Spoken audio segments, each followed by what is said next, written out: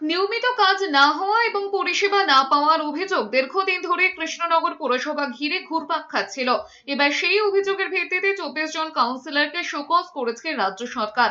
পুর ও নগরোন্নয়ন দপ্তর সূত্রে খবর, আগামী 7 দিনের মধ্যে শোকজের জবাব না পেলে কঠোর পদক্ষেপ নেওয়া হতে পারে কাউন্সিলরদের বিরুদ্ধে। সাধারণ মানুষের অভিযোগ, রাস্তা, নিকাশি, পানীয় জল প্রায় কোনো দিকেই কাজ হচ্ছে না।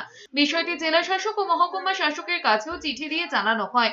পরে তা পৌঁছয় রাজ্যের পুর ও নগর উন্নয়ন দফতরে। এরপরে সব কাউন্সিলরের উদ্দেশ্যে জারি হয় শোকজ নোটিশ।